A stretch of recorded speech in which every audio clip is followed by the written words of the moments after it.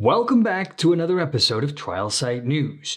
Today we're going to talk about an update from the heavily vaccinated country of Japan, where SARS-CoV-2 cases, which have been surging over there, are now turning deadly as hospitalizations and death are on the rise in that country. And so, from TrialSite News, I am Adrian, and our episode is starting right now.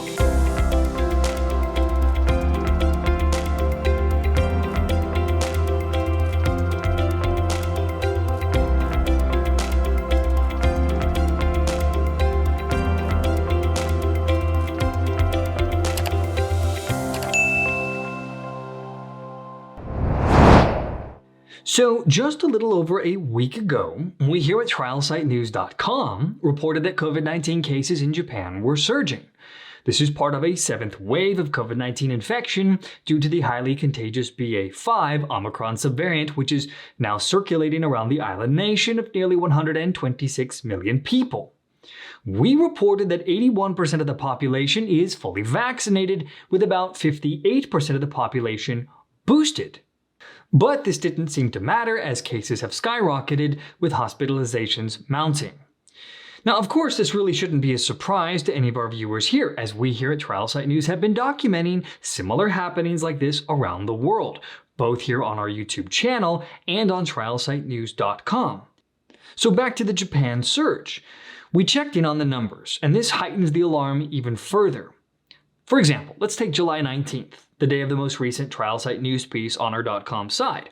The 7-day average of new SARS-CoV-2 infection rate at the time was 93,501, which was a record number of COVID-19 infections in Japan at the time. Again, this is despite 81% of the people vaccinated and 58% of them boosted. So fast forward just 6 days later, and the pandemic surge worsened in Japan. And by Sunday, July 24th, the 7-day new daily infection average had surged to 150,559 cases, with hospitalizations having climbed to 18,010, with 1,031 in the ICU. Now let's compare that to July 13th. They had 11,679 hospitalized and 747 in the ICU. This trend is spiking and heading in the wrong direction. So what about deaths? Well, 9 days ago, the death rate had still appeared stable, averaging between 20 to 30 deaths per day. Now that daily death count is growing, with a 7-day average as of July 28th at 79 people per day as a 7-day average dying of COVID-19. This data according to Johns Hopkins University. So we're seeing these surges happening now all over the world. We've been documenting this for some time now. Where do we go from here? What now? Well, just a few days ago, Dr. Deborah Birx, the American physician and diplomat who served as the White House Coronavirus Response Coordinator under President Donald Trump, who recently went on Anil Cavuto's Your World program, said that many of the deaths now involve the elderly that have been vaccinated and fully boosted, meaning 2-dose primary series and 2 booster doses of mRNA-based vaccine product. She said that, quote, "We overplayed the vaccine, and it made people worry that it is not going to protect against severe disease and hospitalization. Let us be clear, 50% of the people who died from the Omicron surge were older and vaccinated." Essentially what she is saying here is that the elderly, despite vaccinations, are at a high risk from Omicron subvariants, and that concern for the elderly takes a high priority, or at least it should. Now, according to the former advisor, because the elderly are in danger with Omicron BA.4 and BA.5, attention must turn, in her opinion, to testing and antivirals. Now, if this is true, and there are many data points backing this idea or this direction, we harken back to the doctors around the world early on in the pandemic that were yelling, kicking, and screaming to anyone who would listen that treating COVID-19 patients early with combinations of repurposed therapies might be a good way to go. But of course, they were summarily rejected and ignored.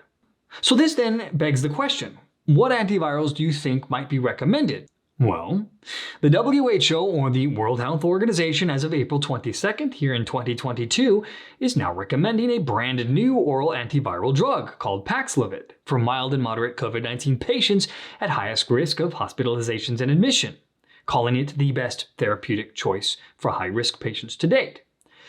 Now, for those who may not know, the new antiviral drug Paxlovid is yet another drug by Pfizer, who of course is responsible for the primary COVID-19 vaccine used here in the States. And considering the positioning of Pfizer as essentially the only solution, now along with testing, Dr. Birx's comments will certainly contribute to Pfizer's historic $30 billion Paxlovid forecast. So, what then will the Japanese health authorities do? Will they be focusing now more on testing and distribution of drugs like Paxlovid and/or other therapies? Could it be time to consider again repurposed generic approved therapy strategies? Well, considering that repurposed drugs and combinations have been systemically attacked by academic medical institutions, regulators, and of course mainstream media for the past couple of years, the latter doesn't seem too likely. But of course, time will tell what happens next. And as always, we here at TrialSite News will be monitoring the data and the situation closely. And that, my friends, will bring our episode to a close once more. As always, thank you so much for joining me on the program today. From TrialSite News, I am Adrian, and I will see you all next time.